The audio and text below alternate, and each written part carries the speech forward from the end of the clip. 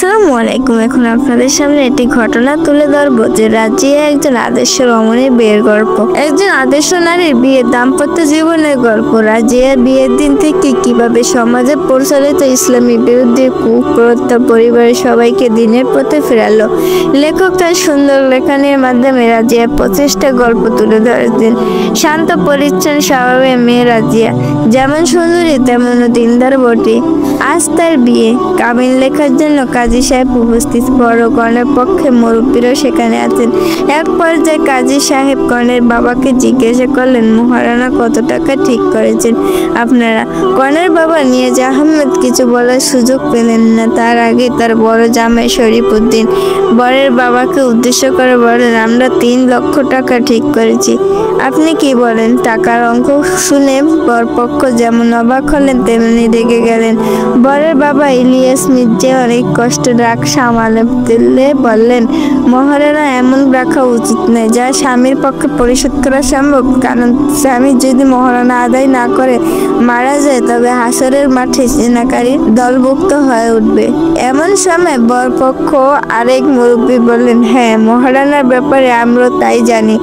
সেদিন এক হুজুরের মুখে আরো শুনেছি যে মোহর নাকি বিয়ের আসর অথবা বাসর ঘরে আদায় করা উত্তম। অবশ্যই স্ত্রী ইচ্ছে করলে আসনকে মহারানা কমিয়ে দিতে পারে কিংবা পুরো মোহরও মাফ করে দিতে পারে। এটা একান্ত স্ত্রীর ইচ্ছাধীন ব্যাপার। কিন্তু স্বামী যদি টাকা না দেওয়ার মতলবে স্ত্রীকে ভালোবাসা গাল গল্প শুনিয়ে অথবা কোনো কৌশলে আশ্রয় নিয়ে মাফ করিয়ে নেয় তাহলে তা মাফ হবে না। কিছুক্ষণ আগে আমরা রব মামুন আমাকে বলে গেছে যেদিন নাকি প্রথম রাতে মহারানা 15 টাকা আদায় করে দিবে সে আরো বলেছে যে উক্ত টাকা পরিমাণ যেন 2 লক্ষ টাকার মধ্যে সীমাবদ্ধ থাকে। এর চেয়ে বেশি মোহর আদায় করা তাদের সামর্থ্য তাই নেই। তাই আমি 2 লক্ষ টাকা মোহর নির্ধারণ করে অনুরোধ করছি। মেয়ের বাবা বললেন, আপনারা আমার কথা মেনে নিলাম। বিয়ে সম্পূর্ণ হয়ে যাওয়ার পর বরপক্ষ একজন কনের বাবাকে বলেন, জামাই কে ঘরে নিয়ে তার হাতের আংটি পরিয়ে মেয়েকে সঁপে দিবেন না। নিয়াজ আহমেদ বরপক্ষ লোকটিকে সম্বোধন করে বললেন, ভাই আপনি মুসলমান, ইসলাম আমাদের ধর্ম, তাই বিয়ে শাদী থেকে শুরু করে সকল কাজকর্ম আমাদের উচিত ইসলামের বিধিবিধান অনুসরণ করা, নবী করিম সাল্লাল্লাহু আলাইহি সাল্লামের সুন্নতের প্রতি দৃষ্টি রাখা। কেননা এর মাধ্যমে আমরা শান্তি সফল কাম নিহিত আছি। আপনি যে এখন জামাইকে আংটি পরিয়ে মেয়েকে তার কাছে সঁপে দিতে বললেন, এটা আমাদের সমাজে প্রচলিত নয়। প্রচলিত একটি কুপ্রথা। ইসলামের এই কত দলিল নেই। তদুপরি পুরুষের জন্য সোনার অলংকার পরিধান করা পরিষ্কার হারাম। এইসব কথা আমরা অসংখ্যবার হযরত উলামায়ে কেরামের মুখে শুনেছি। বরের পিতা ইলিয়াস মির্জার বাড়ি গ্রাম এলাকায়। সেখানে গাড়ি কিংবা রিক্সা চলার মতো রাস্তা এখনো হয়নি। তার বাধ্য হয় বাস স্ট্যান্ড থেকে ভর ও কনেকে পালকিতে করে আনতে হয়েছে। এখানকার প্রথা হলো বরের বড় দুলাভাই নববধূকে পাজা কোলে করে পালকি থেকে উঠিয়ে নিয়ে যাবেন। বড় দুলাভাই খুব মোটাসোটা, তাই তিনি ছোট ভাই আসিফকে বলেন, ভাই তুমি আমার হয়ে কাজটা করে দাও। কনে রাজিয়া পালকির ভেতর থেকে একথা শুনে লজ্জায় মরে যাচ্ছিল। আসিফ যখন পালকির দরজা খুলে রাজিয়াকে কোলে নিতে গেল তখন রাজিয়া পালকির এক কোণে সরে গিয়ে বলল, আপনি দয়া করে একটু দূরে সরে দাঁড়ান, আমাকে কোলে নিতে হবে না, আমি নিজেই হেঁটে চলে যেতে পারবো। আর হ্যাঁ, আপনার জানা উচিত যে গায়ের মাহরাম বালে ছেলে মেয়ে এক অপরকে স্পর্শ করা হারাম। নতুন বউয়ের মুখে এসব কথা শুনে শুধু আসিফ কেন উপস্থিত সকল খুব অবাক হলো, কিন্তু কেউ কোনো কথা বলতে পারলো না। বড় ছোট বোন গালিবা সমাজে প্রচলিত নতুন বউ তোলার প্রথাটি যে নাজায়েজ তা সে কিতাবে পড়েছে। একথা সবাই সে আগে বলেছে, কিন্তু তার কথা কেউ কান দেয়নি। এবার রাজিয়া কথা শুনে সবাই খুশি হলো। পদ্মার সাথে এগিয়ে এসে ভাবির একটা হাত ধরে বলল, ভাবি আমি গালিবা, আপনার ছোট ননদ, ঘরে চলুন। এ বলে সে রাজিয়াকে হাত ধরে ঘরে নিয়ে চলে গেল। এ দৃশ্য দেখে 2-1 বয়স্ক মহিলা রেগে গিয়ে বললেন, এ কেমন মেয়েরা বাবা বিয়ের কনেক হয়ে সবার সামনে নতুন বউ কথা বলতে লজ্জা করলো না? তাদের কথা শুনে গালি বা কিছু বলতে চাচ্ছিল, কিন্তু রাজিয়া নিষেধ করে বলল, এ অশিক্ষিত মহিলা, এদেরকে আস্তে আস্তে বুঝিয়ে পথে আনার চেষ্টা করতে হবে। এখন এদের মুখের ওপর কথা বললে আরো বিগড়ে যাওয়ার সম্ভাবনা আছে, তাই এখন চুপ থাকতেই ছিল। মামুনের মা জাহিদা বেগম নতুন বউ এর কথা অসন্তুষ্ট হন, তাই স্বামীকে উদ্দেশ্য করে বলেন, দেখলেন তো নতুন বউয়ের ব্যবহার, আমি আগেই তো বলছিলাম মোল্লাবাড়ির মেয়ে এনো না, ওরা সমাজের কোনো প্রথাই মেনে চলবে না। পালকি থেকে ঘরে যাওয়ার ব্যাপারে রাজিয়া যেসব কথা বললো তা শুনে ইলিয়াস মির্জা মনে মনে বেশ খুশি হয়েছেন তার মেয়ে গালিবার আচরণে। তাই স্ত্রী নতুন বউ তার বাপের বাড়ির সম্পর্কে অভিযোগ করতে শুনে বললেন, তুমি রাগ করছো কেন? বৌমা তো ঠিকই কথাই বলছে, কোরআন হাদিসের কথাই বলছে, সুতরাং তার পক্ষে কি সমাজের প্রচলিত ইসলামের বিরুদ্ধে খারাপ নীতি মেনে নেওয়া সম্ভব? যা হোক, এখন শান্ত হও, লোকজনের সামনে এ নিয়ে হইচই করো না। স্বামীর কথা শুনে জাহেদা বেগম রাগে গড়গড় করতে সেখান থেকে চলে গেলেন। আজ মামুন ও রাজিয়ার বাসর রাত। মামুন দরজা জানালা বন্ধ করে খাটের ওপর এসে বসলো। রাজিয়া তার প্রিয়তমাকে সালাম দিলেন। সালামের উত্তর দিয়ে রাজিয়ার মুখ থেকে ঘোমটাটা সরিয়ে দেখলেন রাজিয়া চোখ বন্ধ করে আছে। মামুন বলল, চোখ বন্ধ করো, আমাকে পছন্দ হয়নি? পছন্দ না হওয়ার কোনো ঘরই কথা, কারণ আমি তো তোমার মতো সুন্দর নই। রাজিয়া চোখ খুলে বলল, আপনি শুধু সুন্দর নন, অসম্ভব সুন্দর। নিশ্চয় তুমি আমার মন রক্ষা করার জন্য এসব বলছো। আসলে আমি কালী, সব মানুষের কাছে আপনি কালো হলে আমার নিকট সুন্দর ও সুপুরুষ। এখন এসব কথা রেখে আসুন, 2 রাকাত নফল নামাজ পড়ি এবং আল্লাহ পাকের শুকর আদায় করি। বাসর রাতে আল্লাহ বিল্লাহ করার কথা শুনে মামুন কিছুটা অসন্তুষ্ট হলে তার চোখে মুখে ফুটে উঠল নখুশ ভাব। রাজিয়া স্বামীর মনে অবস্থা বুঝতে পারে, বলল, প্রিয়তম, আমার কথা আপনি মনে কোনো কষ্ট নেবেন না। আসলে আমরা নতুন এক জীবন শুরু করছি তো, তাই শুরুতেই মহান সৃষ্টিকর্তা আল্লাহ রাব্বুল আলামিন নাম স্মরণ করে তার প্রতি কৃতজ্ঞতা জ্ঞাপন করতে চেয়েছিলাম, কেননা তিনি যদি আমাকে প্রতি অনুগ্রহ পরিবর্ষণ না করতে পারেন তাহলে আপনি আমার কথা শুনে একত্রিত হতে পারতাম না। তাই আবারও বলছি, আপনি কোনো কষ্ট নেবেন না। যদি আমার কথা আপনি কোনো অসন্তুষ্ট কিংবা বিরক্ত হয়ে থাকেন তাহলে মাপ চাই, দয়া করে আমাকে ক্ষমা করে দিন। রাজিয়ার সুন্দর কথা ও তার কোমল ব্যবহারে মামুন খুব খুশি হলো। সে বলল, এত অসন্তুষ্ট বা নারাজ হওয়ার কি হয়েছে? তুমি একটু অপেক্ষা করো, আমি উজু করে আসি। বলে সে ঘর থেকে বের হয়ে গেল। মামুন উজু করে ফিরে এসে দেখলো রাজিয়া তার হাত মুখের পানি মুছে দেওয়ার জন্য গামছা নিয়ে দাঁড়িয়ে আছে। তার সাথে সেও দেখলো যে রাজিয়ার আগে তার জন্য নামাজের মশলা বিছিয়ে রেখেছে। হাত মুখ পা পরম মমতা মুছে দেওয়ার মামুন বেশ পুলকিত হলো। মনে মনে বলল, শুনছিলাম মাদ্রাসা পড়ুয়া মেয়েরা নাকি স্বামীর খিদমত করে না। কই, এ কথা তো ঠিক নয়। রাজিয়া তো দেখছি আমাদের মধ্যে ভালোভাবে পরিচয় হওয়ার আগেই আমাদের খিদমত শুরু করে দিয়েছে এবং আমার মন খুশি করার জন্য চেষ্টা করছে।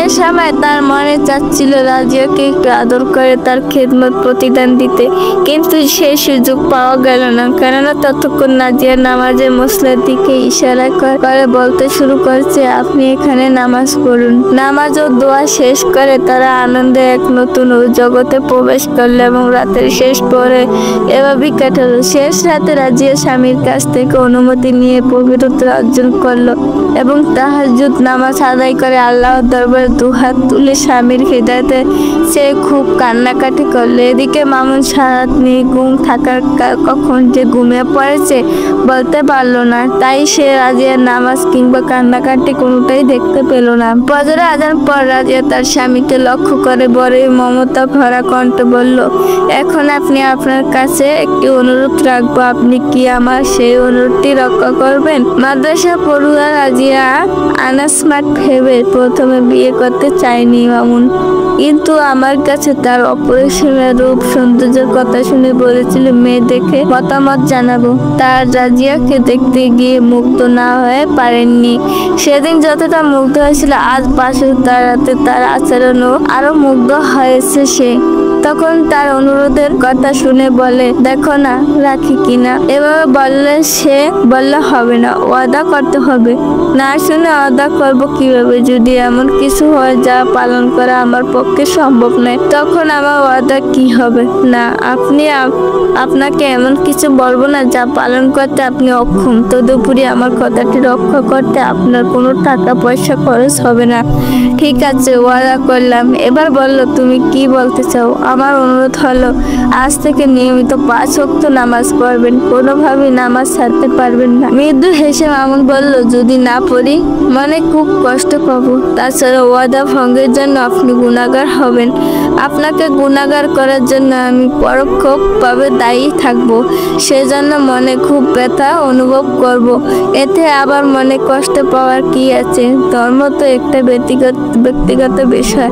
যার ইচ্ছা হয় মানবে, ইচ্ছা না হয় মানবে না। তাছাড়া শুনেছি ধর্মের কাজে জোর জবরদস্তি। আমি তো আপনাকে জোরদস্তি করছি না, অনুরোধ করছি। আর ধর্মের জোর জবরদস্তি না থাকলেও ধর্মীয় বিধি থাকলেও বিধির নিষেধ মেনে চলা প্রত্যেক মুসলমান নরনারী অবশ্যই কর্তব্য। নচেত ও প্রকৃত মুসলমান হতে পারবো না। আল্লাহ পাক পবিত্র কোরআনে বলে, হে বিশ্বাসী বান্দাগণ, তোমার আল্লাহ ভয় করার মতো ভয় করো এবং প্রকৃত মুসলমান না হয় মৃত্যুবরণ করো না। তিনি অন্যত্র বলছেন যে, হে বিশ্বাসী বান্দাগণ, তোমরা ইসলামের মধ্যে পরিপূর্ণরূপে প্রবেশ করো। এবং আপনি বলুন, এইসব কথা জানার পরও কি কোনো ব্যক্তি আল্লাহর হুকুম অমান্য করতে পারে? স্ত্রীর কথা শুনে মামুন বুঝতে পারলো শয়তান তাকে এতদিন ধর্মের থেকে ফিরিয়ে রেখেছে। তাই রাজিয়ার কথা শুনে শেষ হতে বললেন, না, কোনো মানুষই আল্লাহর বিধান অমান্য করা উচিত নয়।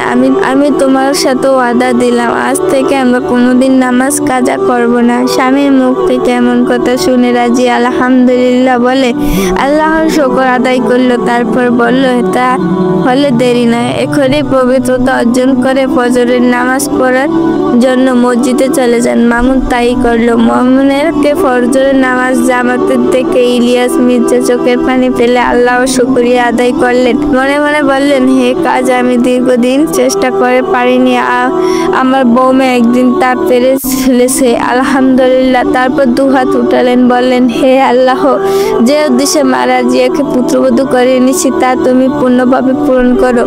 সকালে গালিবা বলল, ভাবি, এখানকার না সমাজের রীতি হলো ওলিমার দিন আত্মীয় স্বজন পাহাড় মুরব্বী টাকা দিয়ে নতুন বউয়ের মুখ দেখে। রাজিয়া বলল, যারা আমাকে দেখবে তাদের সবাই যদি নারী হয় তবে কোনো সমস্যা নেই, তবে টাকা দেওয়ার ব্যাপার কোনোভাবে নিয়মকে সরিয়ে সমাধান করা হবে। শরীয়তে পর্দা পরশ কোন নারীকে মাত্র 14 জন মহরম পুরুষ ছাড়া অন্য কোনো পুরুষ দেখতে পারবে না।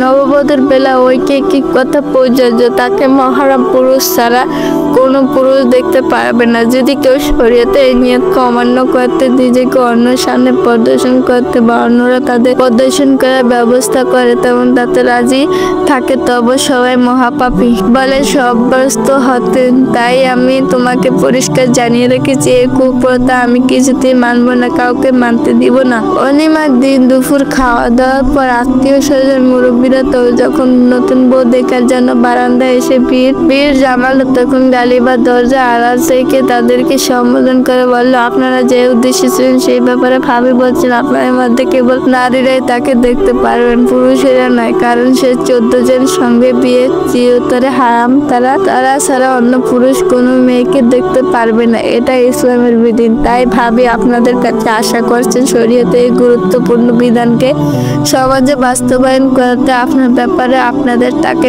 আন্তরিকভাবে সহযোগিতা করবেন। সমবেত লোকদের মাঝে গালিবার মা শাহেদা বেগম ছিলেন। গালিবার কথা শেষ হতে না হতে তিনি রাগত কণ্ঠে বলে উঠলেন, বাপরে বাপ, এরকম কথা আমার 14 পুরুষই শুনেনি। মুরব্বী লোকেরা বাপ দাদার মতো, তারা নতুন বউর মুখ দেখলে এমন কি দোষ হয় চায় যা আমাদের মাথায় ঢুকছে না।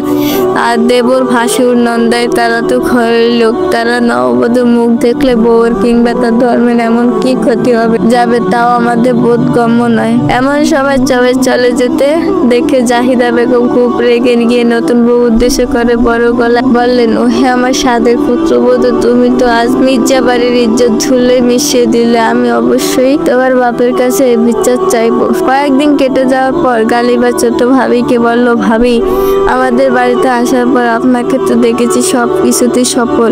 এবার এক কাজ করুন, আমার বাসায় টিভি দেখা বন্ধ করা নিয়ে কি করা যায় এ নিয়ে এতটুকু ভাবুন। রাজিয়া বলল, এখানে আসার পর থেকে নিয়ে আমি ভাবছি, তবে ঠিক কিভাবে এগোবে চিন্তা করে ঠিক করতে পারছি না। তুমি তো জানো যে আম্মা এই বড় তিন জাল আমার ওপর, এর জন্য অসন্তুষ্ট যে আমি টিভি দেখতে যাই না।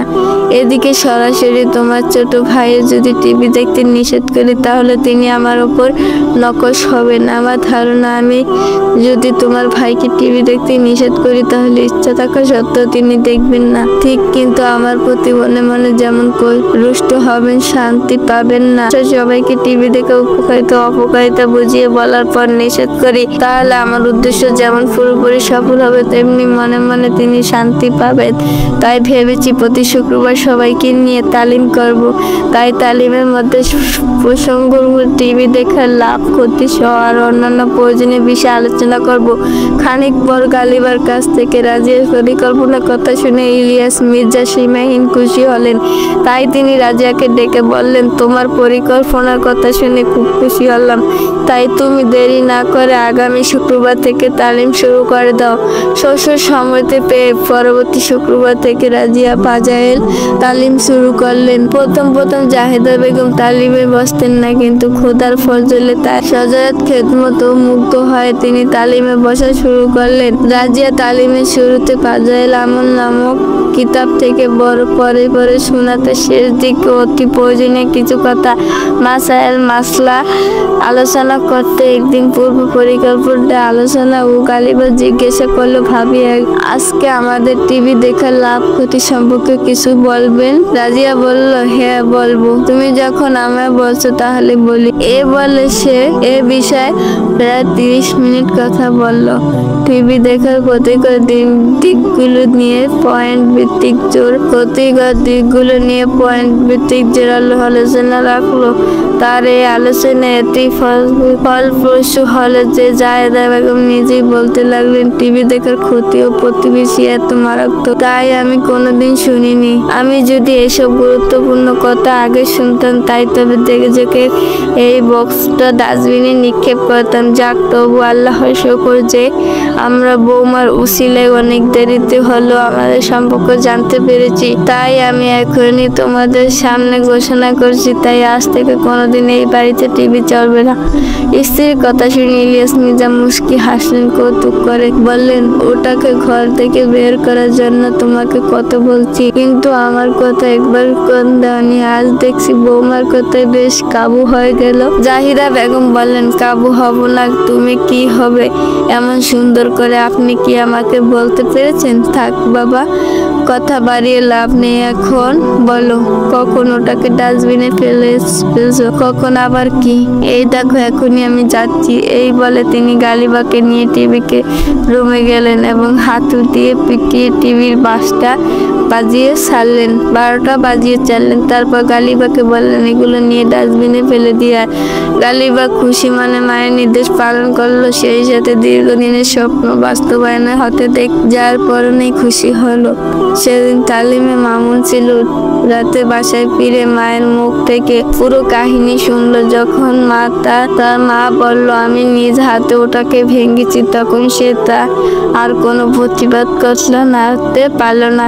এভাবে রাজিয়া তালিমের উসিলে মামুনের বাসা থেকে টিভি নিশ্চিতপূর্ণ দিনদার কায়েম হয়। বাড়িতে সবাই এখন 5 ওয়াক্ত নামাজ পড়ে, মহিলারা পর্দা করে চলাফেরা করে। এছাড়া শরীয়ত অন্যান্য বিধান পালনের ব্যবহারে দারুণ আগ্রহী। উল্লেখ্য যে রাজিয়ার অবৈধ প্রচেষ্টা গত কয়েকদিন পূর্বে মামুন এক চিল্লার জন্য তাবলিগ জামাতে বের হয়ে গেছে। মামুন রাজিয়াকে ফোনে বলছে, রাজিয়া, ঘর থেকে টিভি বের করার কারণে আমি তোমার উপর সামান্য নকশ হয়েছিলাম সত্য, কিন্তু আজ বুঝতে পেরেছি যে তুমি আমার পরিবারের ওপর কত বড় অনুগ্রহ করছো। তাছাড়া আমার ওপর তোমার সবচেয়ে বড় অনুগ্রহ এই যে তুমি আমার আল্লাহর রাস্তায় পাঠিয়েছো। এখানে এসে আমি বুঝতে পেরেছি জীবনের মূল্য, লক্ষ্য, উদ্দেশ্য বুঝতে পেরেছি। জম্বিজের সুন্নতের ওপর আমল করা গুরুত্ব, প্রয়োজনীয়তা। তুমি যদি আমাকে জোর করে তাবলিগে না পাঠাতে তাহলে জানি না পরকালে আমার ঠিকানা কোথায় হতো। আর হ্যাঁ, তুমি শুনে নিশ্চয়ই খুশি হবে, আমি দাড়ি রেখেছি। এই প্রতিজ্ঞা করেছি যে আর কোনোদিন দাড়িতে হাত দিব না, কেননা আমি জানতে পেরেছি যে দাড়ি মুন্ডুল কিংবা করে এক মুষ্টির চেয়ে কমিয়ে ফেলা হারাম ও নাজাইজ। তাছাড়া এই গুনাহ নাকি এমন এই মারাত্মক গুনাহ যা সর্বস্থায় লেখা হতে থাকে, এমনকি ঘুম কিংবা নামাজরত অবস্থায়। আর হ্যাঁ, আরেকটি কথা, দেখো চিল্লা থেকে ফিরে আসার পর আমিও তোমাকে দাড়ির কারণে চিনতে ভুল করো না যেন। প্রিয় পাঠক পাঠিকা, বিয়ে হলো সংসার জীবনের সাথী নির্বাচন।